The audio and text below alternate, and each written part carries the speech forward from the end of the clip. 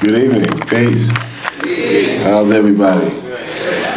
Wow, I mean, some ho ho ho.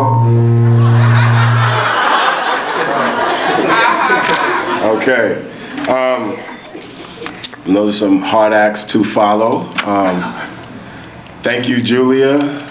Thank you to the Center for Ethical Leadership for the opportunity to be here tonight with a room full of people who, share in the value of supporting the work of making our world a better place. I really appreciate that, and I would like you to give yourselves a round of applause.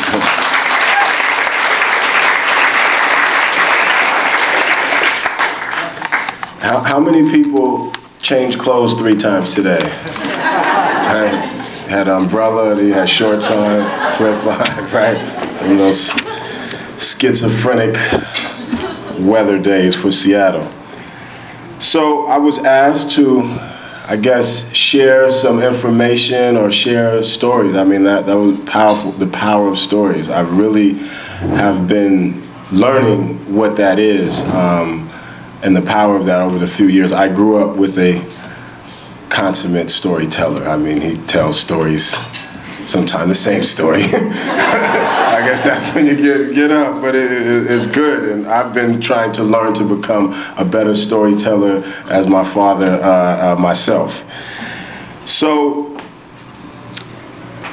who am I? I would consider myself a 3rd-generation community builder in the Africatown Central District community of Seattle. My grandfather migrated here in the 40s around World War II, like many African Americans, kind of refugees from the transatlantic slave trade that were leaving the southern plantation economy looking for better opportunities in the north. And he came here and was able to make progress and establish his family and bring other members of his family. He was the first African-American electrical engineer in the Northwest area, and he became a co-founder of the first African-American bank west of the Mississippi. And the bank is actually Liberty Bank, and is going to be nominated to the Minority History Museum next month. I just found out, got an email yesterday, so that's pretty exciting.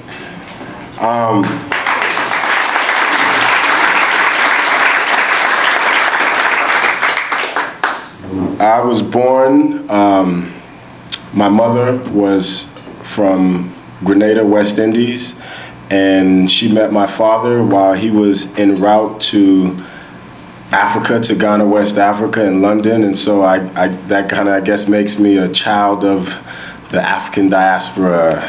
And my father, who is here tonight, and I appreciate all of our community that's coming out to share this moment with me tonight, there's a lot of stories I could tell about him and his work. I mean, I don't think I had a choice in this matter of, I kind of just inherited a lot of it. I tell people I'm on my 5th mayor, engagement. Charlie Royer was the first mayor that I engaged with. I'm on my 5th superintendent. I think Bill Kendrick was the first as far as engaging through community advocacy. And people are like, how old are you? I'm like, I blame it on that guy. And so I grew up being present in community spaces where people were working for community empowerment, giving their time, sacrificing, and it's like that's all I ever knew. And also people who are considered marginalized, being able to express their power and take their place in terms of shaping the world in the way that they should, that they want it to be, just like anyone else. I think that is a privilege that we all have, but some of us are not as aware of it. And so I'm fortunate to have grown up looking up to models that were doing that work. As I grew up, just an example, when I was 8 years old, I was a part of the occupation of Coleman School, which is now an African American museum here in Seattle, and that was a long struggle. And so these are the things that I lived through, and I'm appreciative of those opportunities that I was blessed with. Just by a show of hands, how many people have someone who they grew up with or in their family that is incarcerated? How many people had someone who they grew up with that was killed by an act of violence while you were still an adolescent or teenager? So as I was thinking about stories and things that helped shape me as who I am and why do I have a passion around certain work, I was going through some pictures. And so I found one you can't see here, but this one is when I was about 11 years old playing Little League Baseball, and it's a couple of my friends, and Jason Price is in this picture, Mikey Wiley, who was our left-handed pitcher, and Bobby Mitchell, who was our center on our football team. And Bobby passed when we were in high school, and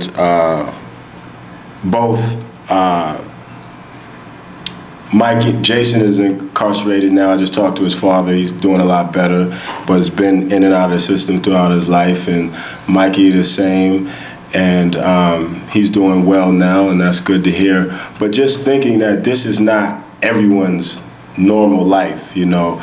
I was in 6th grade at Washington Middle School when I lost my first peer, Ezra Fowler, who was an 8th grader who was like my big brother in the school, and he was killed the year I was in 6th grade, you know.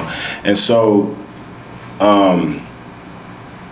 growing up around these type of experiences, and as I got older and began to work in the community and understand that we begin to normalize, these things become normal as our experience in our community, and these things are not really normal. I mean, particularly in an environment like Seattle, which is a very wealthy, we don't have any abject poverty here. We don't have real projects. It's funny when people used to come, my friends or people, when they come to Seattle, and they say, you know, take me to your projects.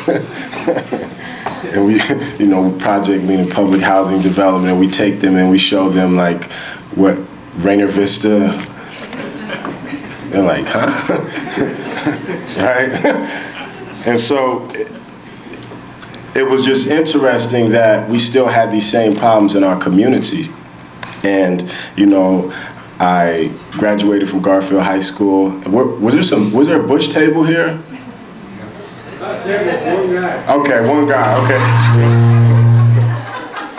So I'm a graduate of Bush Middle School. I had an interesting educational experience. I did homeschool till 3rd grade. I did public school in the Accelerated Progress Program. I did Bush School. I did kicked out of school. I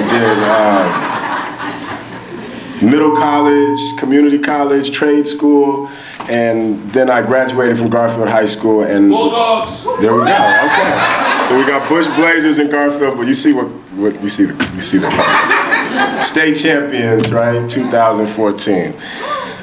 About that action, right? Yeah. So when I graduated from high school, I moved to New York City, and when I was in high school, I got involved in hip. I mean, I really got involved in hip hop as a young. The breakdancing rap, 1984. Beat Street came out, and that's what we used to do in our neighborhood. We used to breakdance for money, for change, and make money breakdancing. And so as I grew, I became more involved in the hip hop. And when I graduated from high school and I moved to New York to go to school, I ended up getting more involved in the hip hop and entertainment industry. And then when I came back to Seattle and got involved in community work again and youth, I was able to merge these two interests and begin to meet young people at their interests and use that as a platform to expose them to the variety of career opportunities and business opportunities related to the music. And as Julia mentioned, in 2008, Seattle had a lot of high-profile violence that was in the media, and one of the young people who I knew and was working with, and his mother is here, Liz Ali, is Perry P.J. Henderson. And he was one of many young, very bright, brilliant young people that, met this tragic death before their time in my mind, And so while all these things, and that was one of many just in that year, and at the same time, there was so much messaging around hope and change because it was the first campaign of Barack Obama, and the cliche, I guess we could say, be the change that you wish to see. And we wanted to have a tangible example of that in our community. And so an opportunity presented itself to us through Save Your Knowledge, who is here with Tom Bangaster, longtime businessman in the Central area community, and there were some properties that we had the opportunity to transform, and we were able to work with young people to make a youth-focused cultural space for them there in the Central District. And so, and that was the Umoja Peace Center, and we said peace was positive education, art, culture, and enterprise. And that work just continued to expand and bring us into different spaces. And one of the things that I noticed is that the people who really had the answers were in the community, but the people who were getting the resources were not really in the community. And so we had all of these resources here in Seattle, millions of dollars year after year that go to address these problems, but yet the problems are getting worse. And so when I think about the Center for Ethical Leadership and what does it mean to be an ethical leader, one of the things I think about is being willing to take a look in the mirror and realize and recognize that despite all of your great and beautiful intentions, there may be blind spots. And I think that has been one of my charges in our community, is that I know there's a lot of people who really want to see things better, who want to see Seattle reach its potential and really realize the values that it promotes through great public relations such as social justice and shared prosperity and equity and diversity, where we're all able to grow and develop to our potential in our communities. But we have not reached that point yet. And so I find myself being one who strives to go between different parts of our community to make connections and to bring forth greater opportunities to realize these visions so that we can know clearly the difference between Seattle and Mississippi, and not just in the promotion, right? Because when I was in high school, I was astounded by the statistic that Washington State incarcerated more African American males per capita than South Africa during apartheid. Even though I'm in a place where it's like we're all working together and we're all embracing each other, and it was just like cognitive dissonance trying to bring those two things together. And so that has been one of the charges that I have taken on.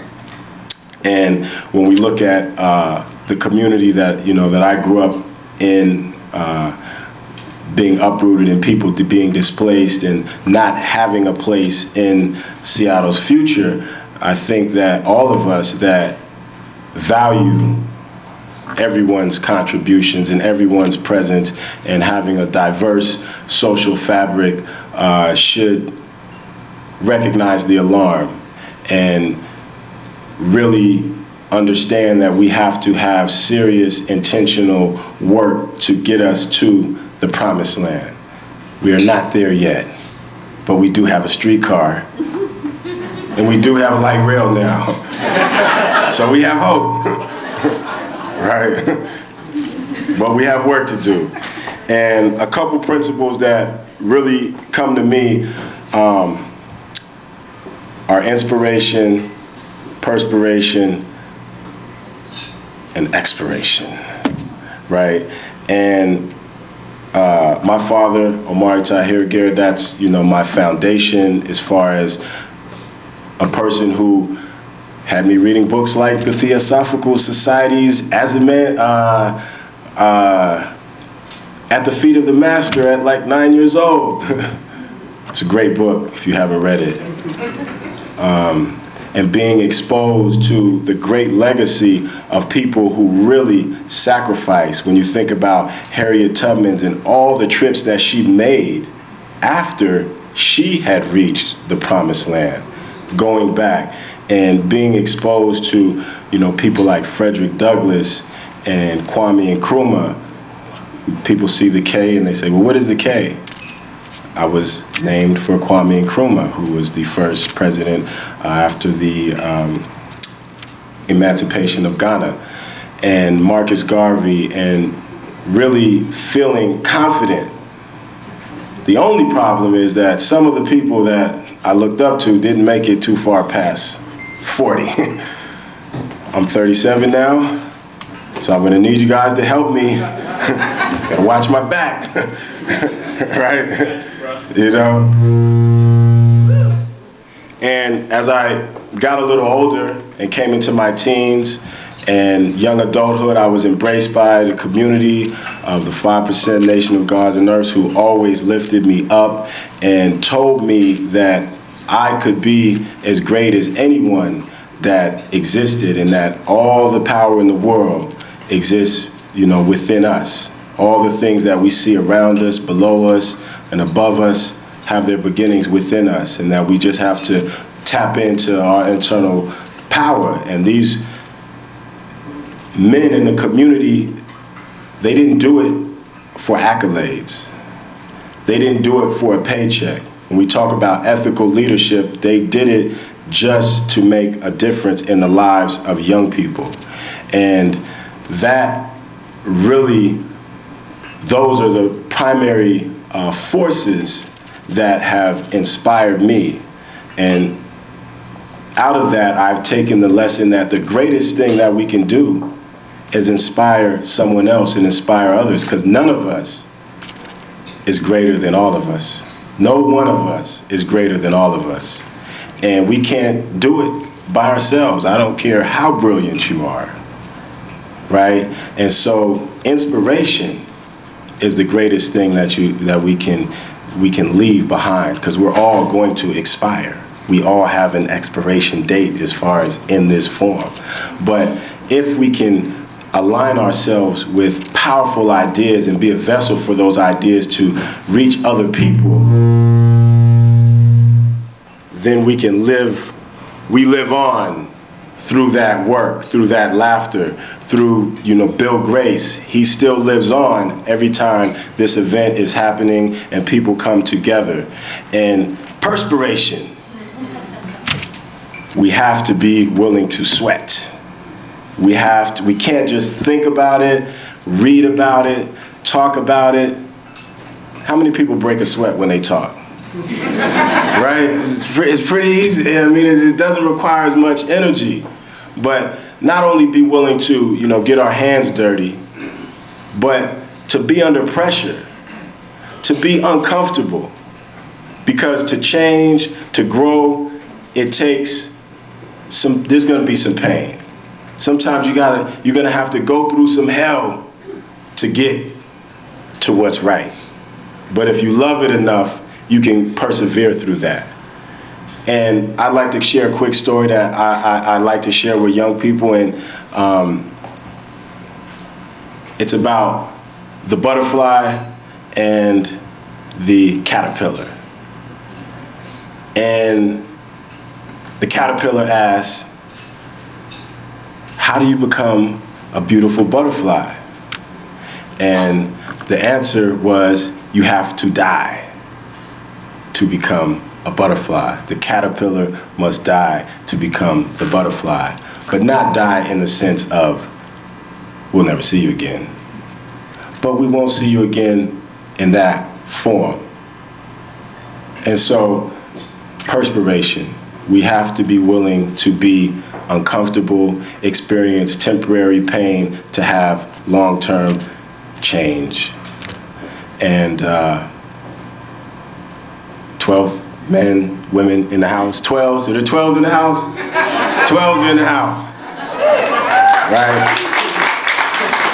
Sweat, perspiration, about that action. There are no magic wands in our world. There are our heads, our heart, and our hands. So I hope that in closing, I can say we have great opportunities before us, but as one of my mentors always says, the harvest is plentiful, but the laborers are few. So let's increase the laborers so we can have a more bountiful harvest, and let Seattle lead America and lead the world in solving some of these problems around how can we all live together, work together, and make this world a better place. Thank you. Peace.